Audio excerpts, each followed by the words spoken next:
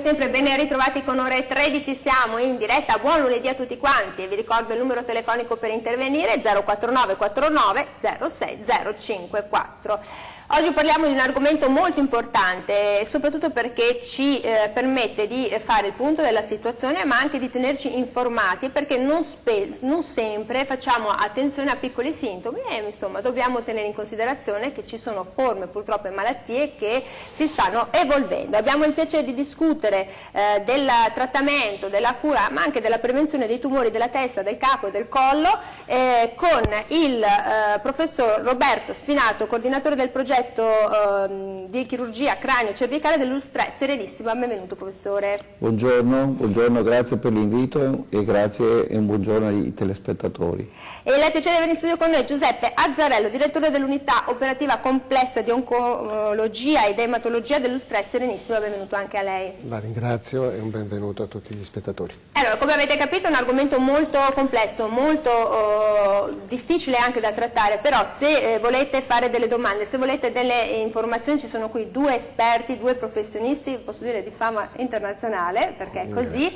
che vi possono dare delle risposte. Vi ricordo che parliamo del cancro del distretto della testa e del collo, che è il 7° tipo di tumore più frequente nel mondo. Ogni anno vengono stimati e diagnosticati tra i 400.000 e i 600.000 nuovi casi e si registrano purtroppo tra i 223.000 e i 300.000 decessi. E vi ricordo anche che il tasso purtroppo di sopravvivenza, ma con le nuove terapie si spera di migliorare, è inferiore al 4%, purtroppo allo stadio quarto della malattia. Allora professore, facciamo anche un po' di informazione. In Italia ci sono circa 9.500 casi, poi ci sono 6.500 nuovi casi di tumori del cavo orale, ad esempio della faringe, ci sono 5.500 nuovi casi di tumore della laringe. Non ne sentiamo quasi mai parlare, ma perché c'è un tabù?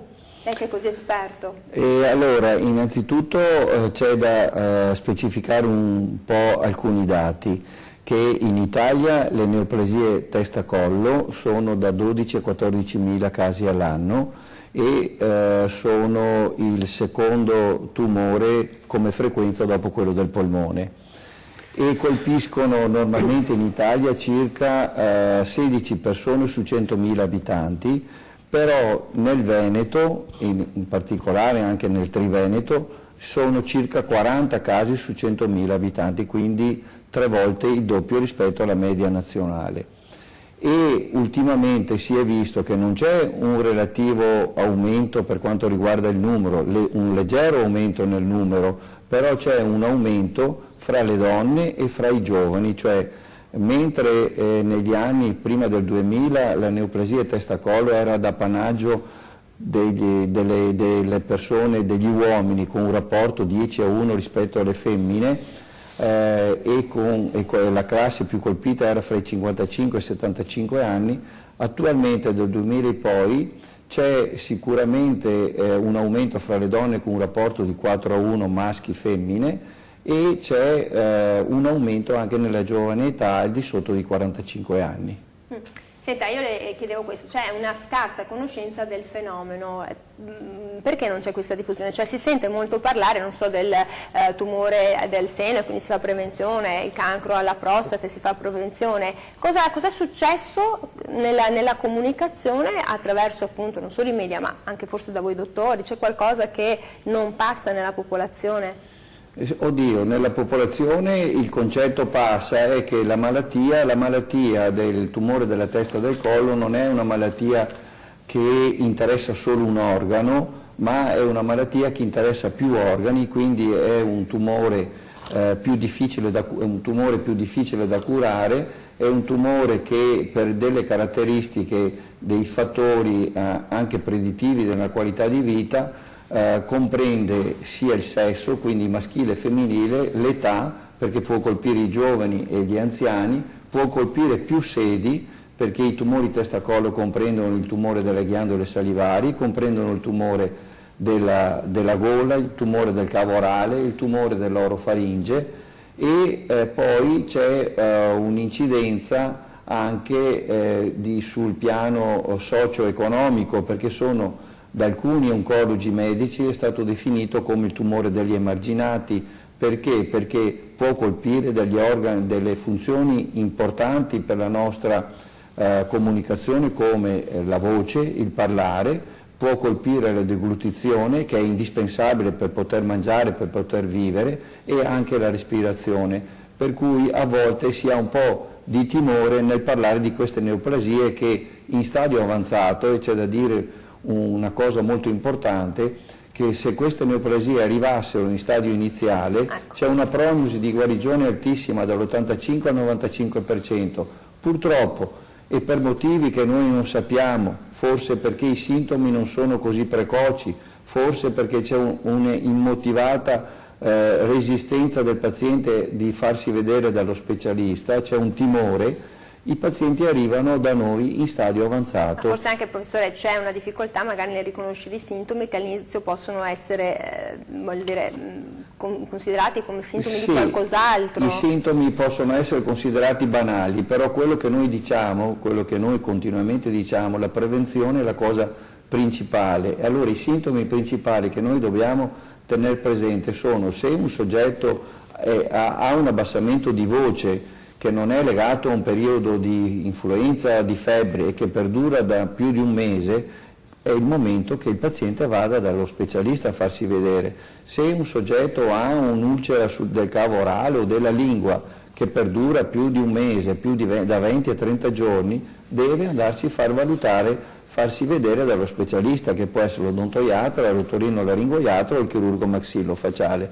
Se si trova un nodulo sul collo che non è legato a un processo infiammatorio di una tonsilite e che questo nodulo è indolente e comincia a rimanere lì da un mese e progressivamente anche di più, è il momento di andare a farsi valutare, farsi vedere. Quindi probabilmente c'è una cattiva malinformazione, ma c'è anche un timore immotivato del paziente di andarsi a fare vedere perché sottovaluta i sintomi. Allora, avete capito, quindi ad avere un po' più di coraggio, tenersi un po' più monitorati, guardare dei cambiamenti, se perdurano nel tempo, come ci ricorda il professor Spinato, bisogna non solo rimanere lì ad osservare, ma magari recarsi dal medico di medicina generale, il medico di famiglia, e quindi poi vi indirizzerà ad approfondimenti. Allora, la cosa importante è che il trattamento dei tumori della testa e del collo, come avete sentito, riguardano tantissime sedi e cosa richiedono? Richiedono sempre un approccio anche multidisciplinare e richiedono poi anche terapie specifiche. Allora, professor Azzarello, è vero, c'è questo scambio, questa continua Sicuramente. Questo continuo flusso, scambio di informazioni, perché come abbiamo sentito ci sono vari specialisti, quindi c'è il chirurgo, c'è l'oncologo, c'è il radioterapista, c'è il nutrizionista, il riabilitatore, il logopedista, poi ci sono gli esperti in deglutizione, in fonetica e recupero dell'olfatto, ma anche del gusto. È un panorama molto complesso. L'ha fatto molto chiaro, lo ha detto in maniera molto chiara. Il punto fondamentale, il più grande avanzamento organizzativo degli ultimi anni è stato quello della creazione dei cosiddetti percorsi diagnostico-terapeutici. Questi percorsi, che sono tipici per ogni forma tumorale, si sono concretizzati nella nostra regione, e specificamente io parlo dell'azienda mia, nei cosiddetti gruppi oncologici multidisciplinari. Non è possibile oggi cercare di affrontare la patologia del testacollo con lo singolo specialista, per cui ogni caso che afferisce alla nostra azienda troverà e sarà discusso non facendo girare il paziente tra tutti gli specialisti come si faceva un tempo, bensì portando il caso attorno a un tavolo dove tutti gli specialisti che lei ha ricordato ora siedono. Quindi il paziente è il Sole e gli specialisti i pianeti sono i pianeti che ruotano intorno. Le aggiungo anche qualcosa di più. Il tumore della testa e del collo non ha bisogno solo di una forte specializzazione medica.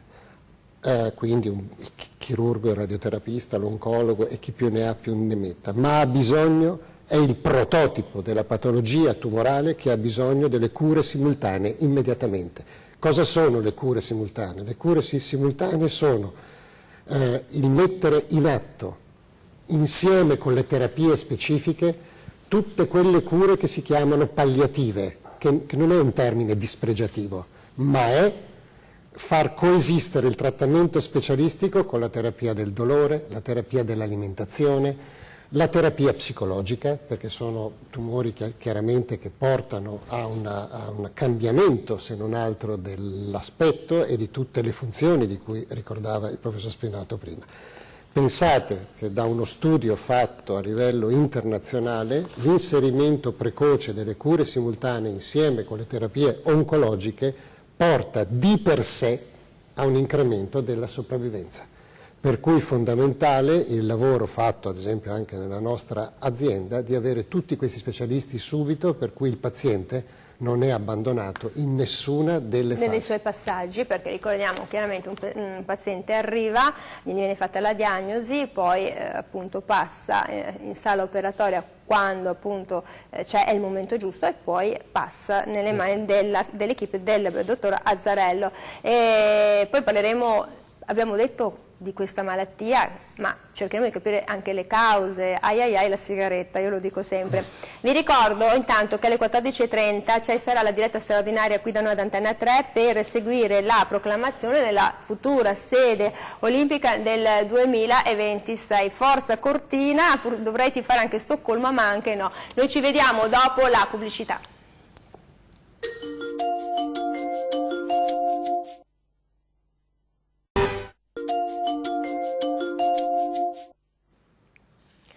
Eccoci qui e siamo ritornati con la diretta 049 49 06 054. Se avete delle domande, dei dubbi, delle curiosità, vi ricordo siamo in compagnia del professor Roberto Spinato, coordinatore del progetto di chirurgia cranio-cervicale dell'Ustra Serenissima, e del dottor Giuseppe Azzarello, direttore dell'unità operativa complessa di oncologia e ematologia dell'Ustra Serenissima. 049 49 06 054. Sono argomenti molto difficili, molto complicati, ma avete due super esperti, se volete sfruttarli è l'occasione giusta. Prima della pubblicità, professor Spinato, si diceva sì, vi arrivano le persone con dei problemi, ma come ci si cagiona tali problemi? Perché a un certo punto uno dice ma come mai mi è successo questo? O mi è venuto un melanoma, ho fumato troppe sigarette, ho contratto un virus che poi ha lavorato nell'ombra mica tanto e mi sono ritrovato così. Ci dia delle indicazioni senza spaventarci, è estate, ci lascia anche un po' sereni. Sicuramente per quanto riguarda i fattori di rischio,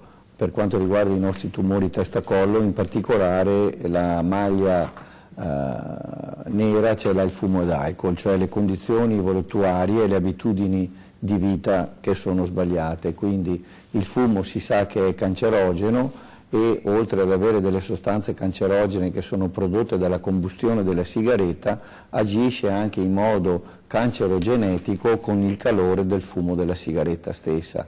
Poi l'alcol ha delle sostanze nel suo contesto che sono cancerogene, ma l'alcol agisce anche indirettamente abbassando le difese perché crea un'epatopatia cronica alcolica che può dare sicuramente una diminuzione delle difese dell'organismo. Se noi poi associamo fumo ed alcol, l'effetto cancerogenetico aumenta di 20 volte. Per quanto riguarda quindi le vie aerodigestive superiori. Per il cancro del cavo orale una cosa importante è la cattiva igiene orale, i denti che sono taglienti, le carie che possono provocare dei traumatismi sulla lingua, traumatismi sulle guance, protesi che sono malfatte che causano decubito e che questo decubito crea una flogosi cronica, crea un'ulcera che nel tempo si trasforma in una neoplasia. Queste sono le cause principali.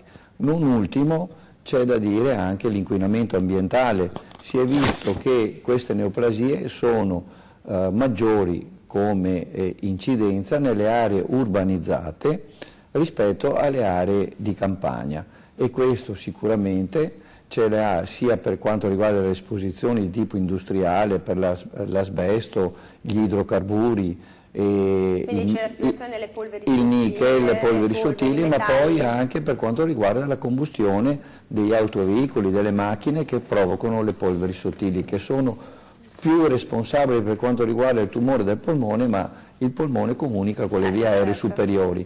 E non ultimo c'è un discorso anche del fattore virale. Fattore virale è la trasmissione orogenitale dell'HPV. e si è visto che vengono più colpiti gli uomini rispetto alle donne e sviluppano nell'arco degli anni sviluppano una neoplasia normalmente a livello della tonsilla palatina oppure a livello della tonsilla della base della lingua, perché il tumore, il virus entra sulle cripte tonsillari, rimane lì indovato per anni e nel tempo poi sviluppa una neoplasia.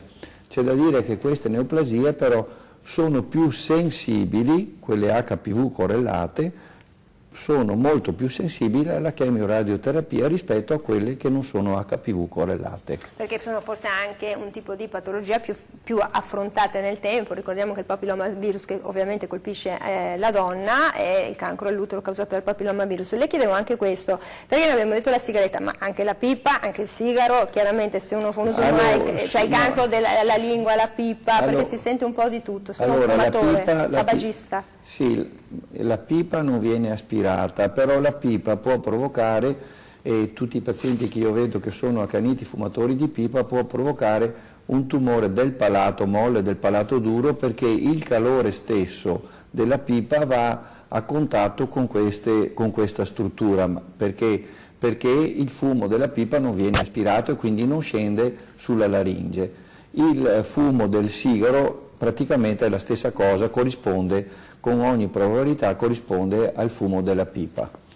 E poi le volevo chiedere questo, io sono una persona che ha una dieta povera di vitamina A, D, certo, cioè tutte queste variabili. Certo, la dieta influisce molto, perché si sa che la dieta apporta delle difese di superficie dell'epitelio pavimentoso delle vie aeree digestive superiori, che dà delle ottime difese. Fra le altre cause ci può essere anche, ma in minor numero, sono sul 2-3%, una certa ereditarietà. Ci sono delle famiglie che vengono praticamente colpite, papà, genitori, figli, che sviluppano neoplasie delle vie aeree digestive superiori anche se non sono fumatori. Allora, questo avete capito. 049 49 06 054 se volete intervenire. Allora, dottor Azzarello, abbiamo sentito il professor Spinato che ci ha raccontato anche, ad esempio, per quanto riguarda un approccio terapeutico, è più facile, mi dispiace dirlo così, se il virus è un HPV, cioè qualcosa di identificato, piuttosto, non so, mi viene Epstein-Barr, altri virus che sono molto più magari difficili e complessi. Ci sono più speranze? Guardi, l'Epstein-Barr virus, come lei sa, è associato al tumore del rinofaringe, del nasofaringe, e non è endemico nei nostri popoli, ma lo è endemico nei popoli asiatici. Per quanto riguarda l'HPV, ha detto bene il professor Spinato, cosa hanno questi tumori? Questi tumori hanno una prognosi migliore, cioè a parità di trattamento noi vediamo che le curve di sopravvivenza sono superiori. È stato tentato in queste neoplasie ultimamente di fare dei trial di ricerca per depotenziare la terapia. Cosa significa questo? Cercare di indurre meno effetti collaterali con gli stessi risultati di outcome, quindi di sopravvivenza, di guarigione e così via. Purtroppo questi studi non hanno documentato che questa sia la pratica da tenere presente in questo momento.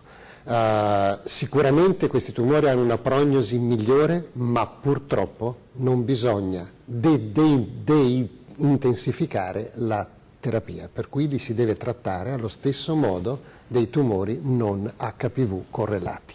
Questo è un dato molto importante, però sarà un ambito in questi anni di forte ricerca traslazionale, proprio per cercare di trovare la chiave per dare meno tossicità in un tumore che già di per sé ha una prognosi migliore e superiore. Senta, saranno più facilitate le popolazioni, penso, dalla classe 2009-2010, in cui per esempio la standardizzazione della vaccinazione contro l'HPV protegge maschi e femmine, quindi avremo dell'HPV di ritorno dalle generazioni precedenti? Sicuramente, come lei sa, la scoperta dell'HPV e dell'effetto di protezione che il vaccino dà nella popolazione, lei l'ha già citato, i tumori del collo dell'utero, e questo adesso si è esteso, come sapete non tutte le regioni hanno questa questa esperienza. Il Veneto sì, noi sappiamo che ora è bene vaccinare maschi e femmine dall'età di 12 anni circa, perché quest'età? Perché si presume che sia l'età che anticipa l'attività sessuale e quindi la trasmissione stessa del virus. Quindi avete capito quanto importante è fare attenzione, in questo caso vaccinare i propri figli indipendentemente maschio o femmine, e soprattutto tenersi sotto controllo. Ora, noi abbiamo anche qualche immagine, ma professor Spinato, purtroppo voi vedete la persona che è ammalata, arriva da voi, quindi a seconda del tumore, di dove ha colpito la stadiazione, si procede poi con l'intervento. Sono interventi molto difficili, molto complessi. Che tipo di interventi sono? Allora, sono interventi che dipende dallo stadio della malattia. Se la malattia è in stadio iniziale, sono interventi che si possono risolvere, per esempio un tumore di una corda vocale si può risolvere sia con la radioterapia che con un intervento laser, ricovero 2 giorni e il paziente poi è già a casa. Se invece, così pure anche se la lesione è a livello del cavo orale o su una tonsilla, cioè sono interventi banali, dipende dallo stadio. Purtroppo il 60-70% dei pazienti arrivano alla nostra osservazione in stadio avanzato. Cioè cos'è il terzo stadio? Secondo, terzo? Terzo e quarto stadio, con le metastasi anche già a livello latero-cervicale, per cui gli interventi che noi dobbiamo approcciare, che noi dobbiamo fare, sono degli interventi demolitivi e nello stesso tempo sono interventi anche di tipo ricostruttivo. Per esempio, se c'è un tumore della lingua che coinvolge il pavimento orale o interessa anche la mandibola, noi dobbiamo togliere il tumore, cioè noi dobbiamo levare via la neoplasia e dobbiamo ricostruire la lingua, dobbiamo ricostruire il cavo orale, dobbiamo ricostruire la mandibola, con degli approcci di taglio anche sul collo, perché nel frangente che dobbiamo fare questo tipo di intervento dobbiamo anche togliere i linfonodi che sono presi dalla malattia, cioè i linfonodi metastatici che sono a livello del collo. Quindi il paziente subisce un intervento che è molto pesante, che può dare delle sequele importanti e può dare anche un peggioramento della qualità di vita. Quindi i nostri sforzi sono quelli appunto di dover ricostruire quello che noi dobbiamo togliere, perché la neoplasia va levata via completamente per dare una maggior prognosi di guarigione al paziente. Poi questi pazienti, una volta che sono praticamente guariti dall'intervento chirurgico, il loro percorso non è finito e quindi intervengono i colleghi, cioè il team multidisciplinare. Interviene l'oncologo medico, perché se deve fare, se ci sono delle metastasi coliquate, se ci sono delle metastasi sul collo, sicuramente deve fare una terapia induttiva, una chemio e radioterapia concomitante d'accordo con il radioterapista, e queste terapie sono terapie pesanti, perché sono terapie che lasciano delle sequele abbastanza importanti. E quello che diceva il dottor Azzarello di intensificare il dosaggio dei farmaci e anche della radioterapia nei tumori HPV correlati, e che si cerca di togliere tutti gli effetti collaterali di questi tipi di terapie, perché il soggetto comincia con la chirurgia, finisce con la chemioradioterapia, perché questo è il tipo di terapia che si deve fare, non è che si può cominciare dalla radioterapia e finire con la chirurgia. Chiaro.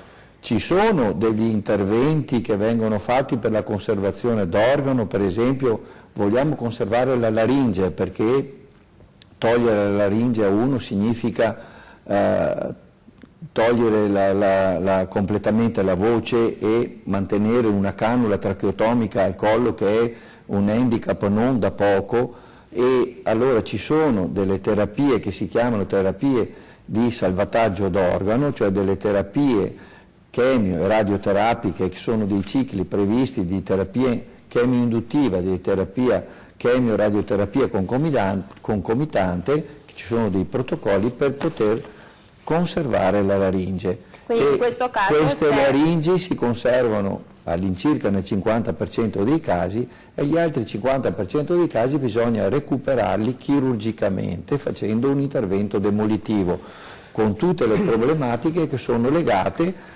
all'operazione che viene fatta su un terreno che è molto difficile perché è già stato chemio-radiotrattato. Allora, avete capito quanto difficili, quanto sono complicate queste patologie? Primo perché sono forse un po' silenti, tra virgolette, nel senso noi non ce ne accorgiamo, ci laviamo i denti, sentiamo, ci siamo masticati la guancia per un mese, diciamo, ma andrà via, cioè siamo un po' anche un po' sprovveduti noi, e dall'altra perché appunto essendo così anche invasivi in zone così forse piccole da curare, chiedono tempestività di intervento. Noi andiamo in pubblicità, vi ricordo alle 14:30 la diretta straordinaria che seguirà Antenna 3, perché c'è la proclamazione della futura sede olimpica nel 2026, Forza Cortina.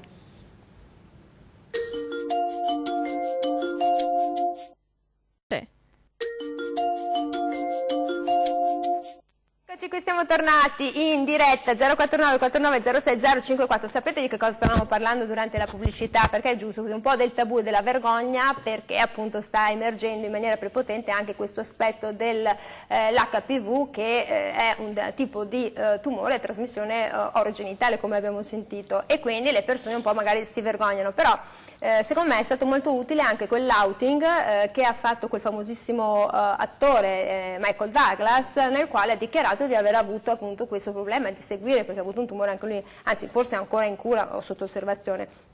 Allora, abbiamo sentito quanto complicata e complessa sia la chirurgia, perché opera in ambiti davvero difficili, piccoli, che sottopongono poi il paziente anche a dei cambiamenti estetico-fisici che non sono facili da sopportare, specialmente se è una donna, magari ancora di più, e poi viene il paziente lasciato nelle sue mani, e da lì si stabilisce con il team la tipologia, se radio, chemio, se è terapia immunologica, che è una grande manna dal cielo.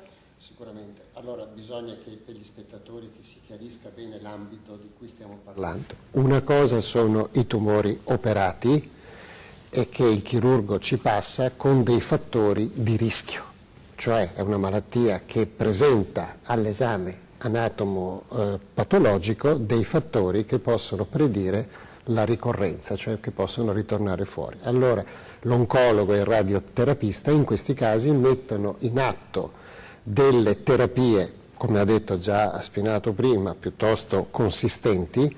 I pazienti magari ci odiano in questa prima fase, però dopo ci ringraziano nel tempo di aver cercato di frenare quelle che sono le cosiddette potenzialità di cellule che possono essere sfuggite all'atto chirurgico ed essere già presenti in circolo. Quindi diciamo avete un approccio importante all'inizio, adiuvante si dice, importante. Mettiamolo così, e voi ci avete portato anche delle immagini, allora se il collega della regia ci rimanderà delle immagini poi ce le commenta, quindi insomma vi odiano all'inizio, poi alla fine prendono i biscottini perché di questo avete salvato la vita. L'altro aspetto invece, la malattia che non va subito localmente avanzata, non va subito alla chirurgia, ma viene direttamente affidata dal chirurgo all'oncologo per i cosiddetti trattamenti di tipo chemio-radioterapico, generalmente concomitante, che consentono appunto di ridurre, si spera, alla remissione completa il paziente, e sarà la rivalutazione dopo la terapia medica che il chirurgo ritorna in scena, perché se c'è una persistenza per esempio di un linfonodo, ecco che il chirurgo completa l'opera. Stiamo vedendo queste immagini perché c'è l'immunoterapia, no, che sconfigge il cancro, no? È stata introdotta in Italia per il melanoma, all'inizio sì, poi si è visto che invece poteva essere applicata in varie formule. Sono molto contento di poter parlare di questo perché c'è tanto parlare, però bisogna conoscere bene la cosa. I tumori della testa e del collo sono stati per anni dei tumori orfani di novità. Quello che vedete ora nelle immagini è il primo bersaglio genetico colpito con una terapia mirata, biologica. Questo si chiama EGFR, inutile dire agli spettatori questi termini tecnici, è una proteina che, pensate, abbiamo tutti noi, solamente che nei tumori della testa e del collo è espressa migliaia di volte. È una proteina che regola cosa? La proliferazione cellulare. e tutte le funzioni ordinate che la cellula normale deve fare. Capite bene che avendo una proteina che controlla questo equilibrio precario, espressa migliaia di volte, la cellula impazzisce e si forma la cellula tumorale. Come vedete dallo schema che vedete là, oggi noi possiamo colpire il sito di azione di quella molecola e interrompere magicamente la proliferazione. Cioè, che cosa succede? Il paziente deve fare insieme alla chemioterapia un anticorpo monoclonale, cioè un anticorpo specifico, lo vedete qui adesso che si attiva, lo vedete se su parte l'immagine, un anticorpo il quale andrà a bloccare la funzione del recettore di questa sostanza, e questa sostanza non manderà più segnale al nucleo della cellula, interrompendo la proliferazione. Questa è stata la prima terapia che ha mutato e dimostrato un aumento di sopravvivenza nei pazienti affetti da malattia avanzata.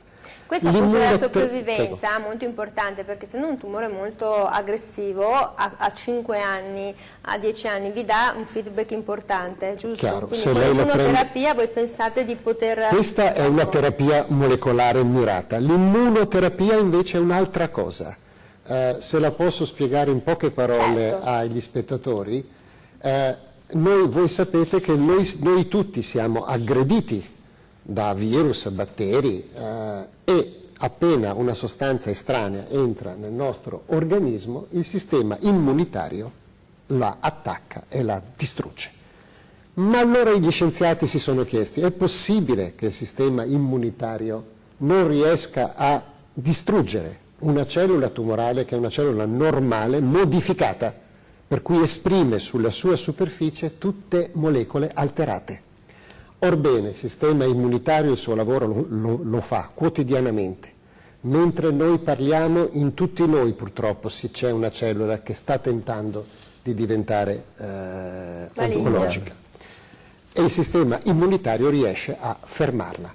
Quando il tumore invece riesce a superare questa cosa, ecco che mette in atto una strategia interessantissima. Che cosa fa? Addormenta il sistema immunitario, bloccando il sistema che deve riconoscere la cellula, ed è per questo che l'immunoterapia, che è stata scoperta negli ultimi anni, che è valso il premio, come lei sa, a dei grandi scienziati, cosa hanno scoperto? Hanno scoperto le molecole che provocano il blocco del sistema immunitario. Funziona come quell'immagine là. Noi adesso abbiamo degli anticorpi che arrivano nel recettore che blocca il sistema immunitario e magicamente sblocca il sistema. Senta, sono terapie più lunghe o, diciamo, come risposta rispetto a una terapia, non so, una radioterapia, una chemioterapia, hanno delle risposte più lunghe, cioè nel senso, prima di vedere un risultato ci vuole un po' più di tempo. Ha detto bene, guardi, se la chemioterapia e la radioterapia, che sono delle terapie specifiche e distruggono immediatamente il tumore, per cui il paziente vede subito, dopo 2 mesi, nell'attacco o nell'esame che il chirurgo fa, la scomparsa della lesione. L'immunoterapia ci vuole tempo, per cui oggi a livello oncologico medico non possiamo applicare gli stessi criteri di risposta che usiamo in clinica per la chemioterapia e per la radioterapia, ma bisogna prolungare la somministrazione del farmaco e avvisare il paziente che potrebbe assistere anche alle cosiddette pseudoprogressioni, cioè la malattia sembra andare avanti, in realtà è solo infiammazione. Cioè sì, facciamo finta che l'infiammazione si ingrossa, sembra che la lesione stia crescendo, ma non è così. Non è così, basta aspettare e poi si secca. E poi pian pianino voi vedete il sistema immunitario che, non essendo appunto, come vi dicevo, un'arma acuta, ma ci vuole il tempo, è un'arma di tipo cronico che si sviluppa nel tempo, noi vediamo dei risultati a distanza. Anche di 4-5 anni ci vogliono mesi, sì, mesi ma poi nel tempo per chi perdura in quelli che rispondono. Ovviamente, perché poi la cosa importante in tutti i tumori, anche in questo caso stiamo parlando quelli della testa, del collo, c'è la soggettività che conta tantissimo, giusto professor Spinato? E la soggettività fa sia cambiare il percorso per quanto riguarda le terapie tradizionali, mettiamola così, col dottor Azzarello, ma anche con il suo approccio chirurgico. Quindi non si può parlare di standardizzazione degli interventi, ma sono tutti interventi customizzati, cioè fate finta che il dottore è un professore, ma è un sarto, nel senso, non dico che costruisca in 3D il modellino che andrà a operare, ma è proprio così, cioè deve fare un intervento, ognuno ha il suo. Cioè noi usiamo i protocolli, usiamo i PDTA, che sono i percorsi diagnostico-terapeutici, però bisogna tenere presente una cosa, che ogni neoplasia è diversa dalla precedente e dall'antecedente, per lo stadio, per le dimensioni, per le metastasi, per la sede e per le sottosedi, perché non c'è solo la sede ma le sottosedi. E poi ogni paziente è diverso da un altro paziente, perché ha il suo status performance, e quindi noi quando dobbiamo approcciare e curare un paziente che ha una patologia, che può essere stadio iniziale o stadio avanzato, ci dobbiamo riunire e dobbiamo valutare il paziente in team, e il paziente deve essere la centralità del nostro obiettivo, non che tutto sia standardizzato. Per cui ci possono essere dei pazienti che non vogliono fare l'intervento chirurgico per motivi X, ci sono dei pazienti che non possono fare la radioterapia perché abitano troppo lontani o non possono fare la chemioterapia perché non hanno assistenza familiare adeguata, e bisogna tenere presente anche le condizioni socio-economiche dei pazienti, e bisogna tenere presente l'età del paziente e le condizioni di salute del paziente stesso, perché anche persone novantenni possono avere un tumore avanzato di testa-collo. E quindi le variabili e le varianti sono numerosissime, per cui ogni paziente è diverso dall'altro e noi dobbiamo tenere presente la centralità di ogni paziente. Quindi è un aspetto olistico a 360 gradi in cui tenete in condizione anche, diciamo, non solo l'aspetto meramente della malattia, ma anche l'aspetto pratico, come il paziente si possa recare, che tipo di impegno debba avere durante la settimana. Il tipo di impegno che deve avere, dove lavora, se non lavora, se è un libero professionista, che tipo di lavoro fa, se è un uomo, se è una donna, se deve avere delle cicatrici sul volto, se deve avere dei deficit, perché noi lavoriamo in una struttura anatomica che è molto complessa, perché partiamo dal basicranio anteriore e laterale e poi arriviamo fino allo sterno. Sul collo e sulla testa ci passano nervi e vasi e arterie importanti, ma il nervo facciale, per esempio, è il nervo della mimica facciale. Se noi dobbiamo fare un intervento tumorale sulla ghiandola parotide, dobbiamo assolutamente salvaguardare il nervo facciale. Se dobbiamo operare una tiroide, dobbiamo assolutamente salvaguardare le paratiroidi che mantengono il rapporto calcio nel nostro calcio e fosforo nel nostro organismo, però c'è vicino alle paratiroidi, vicino alla tiroide, c'è due piccoli nervetti che si chiamano nervi ricorrenti o laringei inferiori, che sono quelli che fanno muovere le corde vocali. Se noi le roviniamo, il paziente non parla più, e se quel paziente è un cantante o un professionista della voce, capisce che il problema non è grave, è gravissimo. Ma è gravissimo, e quindi, comunque, a prescindere sì, ma bisogna tenere presente tutte queste varianti. Per esempio, se un soggetto fa un lavoro o se un soggetto fa un avvocato e ha un cancro di una corda vocale, io gli posso proporre stadio 1, la laser chirurgia, che ha i suoi vantaggi e che con ogni probabilità peggiora la qualità della voce, ma gli posso proporre la radioterapia, che ha sicuramente degli svantaggi, ma gli conserva meglio la voce. Certo. Sempre a parità di percentuale di guarigione, perché le proposte che vengono fatte devono avere uguale parità di percentuali di guarigione, il 90-95%. Certo, poi la variabile è come si presenta l'individuo, la persona, a livello di stadiazione che presenta, poi ovviamente nei casi purtroppo peggiori di stadiazione molto elevata. Nei casi avanzati ci sono dei casi che non sono nemmeno operabili. Però lì allora poi interviene l'oncologo medico e i radioterapisti. Allora, io devo andare in pubblicità, sì, mi ricordate anche un altro personaggio famoso, molti cantanti, ma anche Pippo Baudo, no? A un certo punto smise di lavorare perché è stato operato alla tiroide. Esattamente, e non parlava. Noi andiamo in pubblicità, vi ricordo alle 14:30 la diretta straordinaria su Antena 3 per seguire la proclamazione delle Olimpiadi nel 2026, sembra lontano ma è già domani, tra Cortina e Stoccolma, speriamo la faccia Franca Cortina. Torniamo dopo.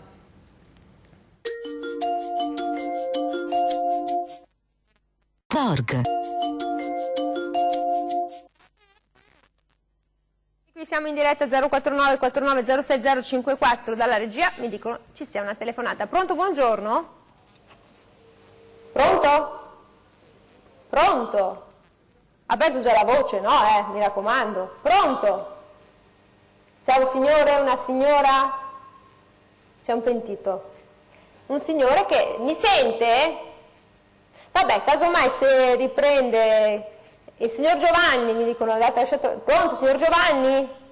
No, signor Giovanni, basta. Vabbè, andiamo avanti allora con la nostra trasmissione. Dottore Azzarello, abbiamo sentito quindi affiancate alle terapie tradizionali, che sono quelle un po' più sconquassanti, mi passi il termine, per il paziente, perché i capelli sono l'aspetto estetico, il malessere, insomma i sintomi sono molteplici, li abbiamo sentiti parlare, li abbiamo visti purtroppo anche chi ha avuto casi in famiglia, amici. Mentre questa terapia che abbiamo sentito prima sembrerebbe una panacea. Aspetti, c'è una nuova telefonata, il signor Giovanni ha cambiato idea. Pronto, buongiorno. Pronto? Eccoci, è il signor Giovanni, mi dicono. Sì, è Vanni, sì. Vanni, ci dica tutto. Sto guardando Rai 3. Antenna 3, Antenna 3, mi scusi. Non importa, ci dica. Sto vedendo Mario Spinato e Azzarello. Sì. Pronto? Ci dica. Volevo fargli i complimenti, che sono due primari eccezionali. Vabbè, Grazie, grazie. Se vuoi sono come Raffaella Carrà oggi, caramba che sorpresa, perché ha avuto a che fare con loro, sono portati bene. Mia moglie, sua moglie, sicuramente col primario Azzarello e anche con Spinato, Roberto Spinato. Bene, quindi fa piacere che... Sono due eccezionali medici, o primari, quello che volete dire. Senta, ma sua moglie sta bene adesso? Come si chiama sua moglie? Stavo facendo ancora Kenio, sotto Azzarello, a Milano. Come si chiama di nome sua moglie? Sartorato Elisabetta. Allora, signora Elisabetta, le mandiamo un forte abbraccio, siamo contenti, vedi la buona sanità da parte di tutti e grazie davvero per questa testimonianza, grazie. Se potete ringraziarli tutti e due, sto vedendo un po' in diretta, è un piacerone grande. Va bene, siamo qua, grazie, non ci mancherebbe. Grazie, e coraggio e forza signora Elisabetta. Saluti Elisabetta. 049 49 06 054, fa anche piacere questo, no? Perché si sente adesso si sente anche molto parlare di mala sanità, il dottore, la denuncia. No, la sanità quando funziona bene, è di forte sollievo alle persone e dà un forte incoraggiamento anche a voi che lavorate in un ambito così difficile, e penso anche che un ambito che non vi faccia sempre dormire sereni la notte. Allora, stavamo dicendo prima della telefonata del signor Giovanni che queste terapie rivoluzionarie, attenzione, non è che domani vado dal mio oncologo in qualunque parte d'Italia e dico voglio quello perché l'ho sentito dire. Non funziona sempre così. Non funziona così. Allora, l'oncologia medica sta cercando di capire quali sono i fattori cellulari che sono predittivi di una buona risposta a questo tipo di cura nuova. Non è una cura per tutti. Nei tumori della testa e del collo pochi mesi fa proprio c'è stata l'approvazione da parte di AIFA, di EMA prima, che è l'agenzia europea, e poi quella italiana, di alcuni farmaci appunto di questo ambito, ma quando usarli? Primo, dopo aver espletato una prima linea di cura con chemioterapia e l'altro farmaco molecolare che abbiamo visto prima, che si chiama cetuximab. Qualora ci sia una resistenza, il campione può essere tumorale del paziente, analizzato a livello molecolare e vedere se esprime in maniera significativa il recettore sul cui il farmaco dovrà agire.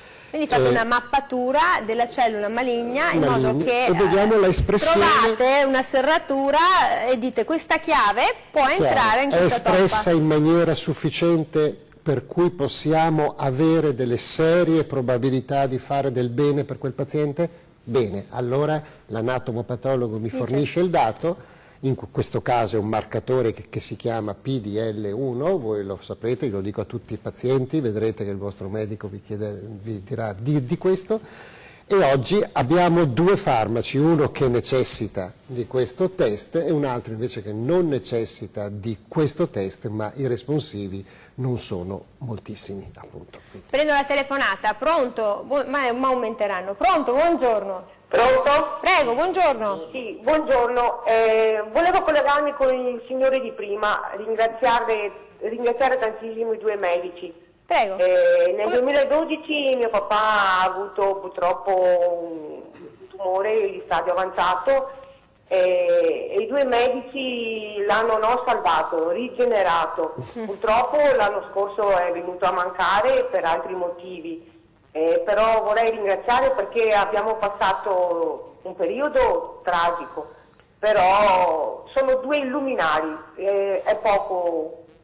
Grazie. Dai signora, grazie per la telefonata e anche un'altra testimonianza. Ma vi siete messi d'accordo prima? No, assolutamente. No, dai, che sto scherzando, ci mancherebbe altro. Comunque questi argomenti dell'immunoterapia, dell'HPV e delle ultime tecnologie di chirurgia transorale conservativa proprio per ledere meno possibile, togliere solo, li abbiamo trattati proprio in questo, nel recente convegno. Nel recente convegno abbiamo dedicato addirittura delle sessioni dove sono venuti esperti di tutto il mondo proprio per trattare queste ultime novità. E recentemente dal 19 al 22 giugno abbiamo proprio parlato di queste argomentazioni. E che cosa è emerso? Perché devo anche chiudere, ma è emersa una prospettiva importante, cioè si è aperta una strada, una finestra che prima non pensavate fosse possibile? Innanzitutto si è aperta la speranza e la finestra dell'immunoterapia, perché ci vorranno ancora degli ulteriori studi e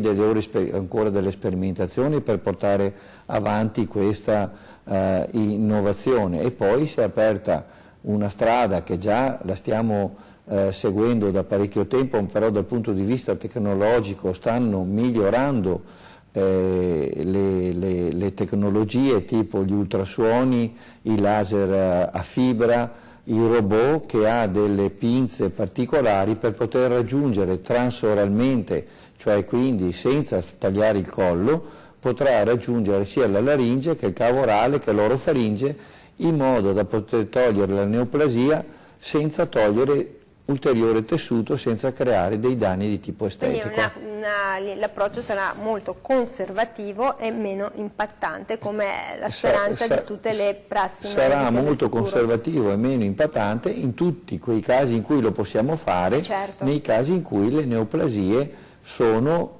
aggredibili per via transorale. Quindi il messaggio di questa trasmissione è prima di tutto prevenzione, avete sentito? Controllate anche l'igiene orale, perché anche da questa piccola attività quotidiana può anche emergere un'informazione in più che prima non avevamo. Mi cambia la voce per più di 1, 2, 3 settimane, andiamo dall'otorino, andiamo prima dal medico di base, andiamo anche dal dentista a fare una visita, perché anche lui può essere molto importante. Ringrazio davvero molto tutti coloro che hanno chiamato, chi ci ha seguito, avete sentito la speranza che insomma, passa attraverso le mani di questi dottori, mani d'oro.